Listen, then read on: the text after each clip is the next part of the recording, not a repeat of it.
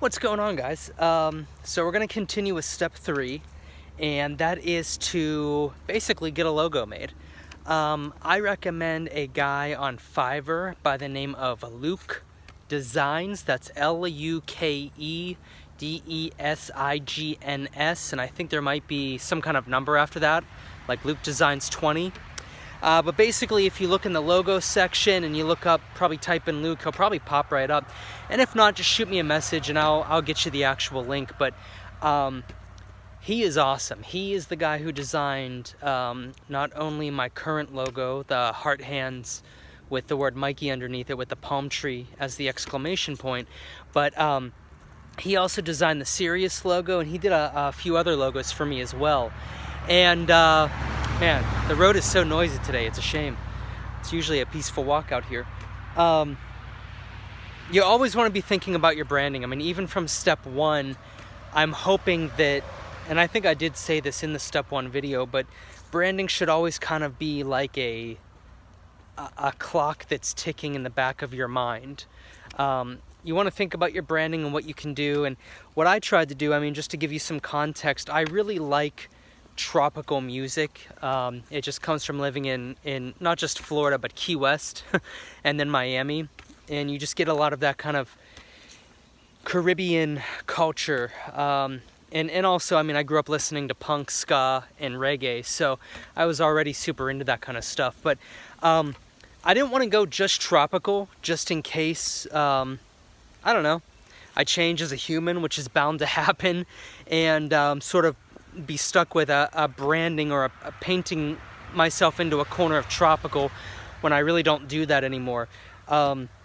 So although I've got my pineapple guy and my logo is a palm tree, the overall idea of that logo is still very DJ oriented and rave culture, festival, EDM oriented with the heart hands. I mean, you can look up a million pictures of people flashing the heart hands at festivals, and it's just something that I've always done. It's been something that's always close to me as a raver, especially starting off as a candy kid. That obviously was a sign that was flashed all the time. So, think about your branding. I kind of just know myself, and I know that I change a lot, so I wasn't really keen to only do a tropical thing. But if you know that you're always only going to do dubstep, yeah, that's cool. I can't imagine that for me, but everybody's different, and that's kind of what makes life interesting and beautiful. So think about your logo, think about your branding. If you always kind of feel a little unsure, like I do, some people are very confident and sure. Other people are like me, where like I like future bass, but I also like house. And at the end of the day, I can appreciate a liquid drum and bass track just as much as a UK hardcore track or a future house or bounce track. So I went with more of a logo that was me, that reflected me, that I was happy with, but wasn't just like, boom, tropical house, just because right now I'm in a phase of kind of steel drums in my tracks. And it's not to say that I'll never do that. I mean, I've enjoyed doing that off and on for about 5 years now. It's just a lot of the stuff didn't get released. But nevertheless, I enjoyed that. And I have that kind of wing, if you will, of my branding with the pineapple guy and the palm tree exclamation point. But I also can always just pretty much, if I wanted to or needed to or had to, get rid of the pineapple guy and just have the Heart Hands Mikey logo and, just have the palm tree as an exclamation point, just as an accent. So things to think about there, but step 3 is definitely get your branding in order, get a logo made, get an idea about what your look is going to be towards the public. Obviously, you guys see me dressed down a lot. My hair's a wreck.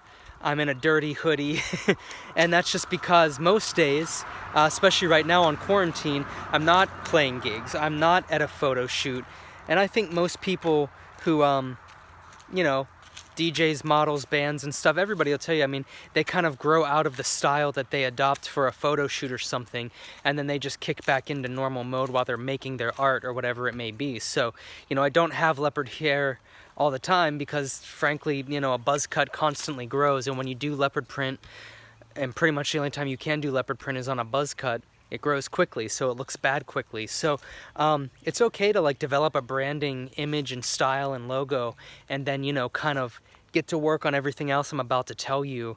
But when you need to brush it up and when you'll be in public, just get it back. No big deal, you know, shave your head and do leopard print or whatever it is for you. If you're into wearing suits, you know, obviously you don't have to get up every day and sit in your bedroom studio and wear a suit. But if that's your branding, you know, when you go out and do that, you wear the suit, you know.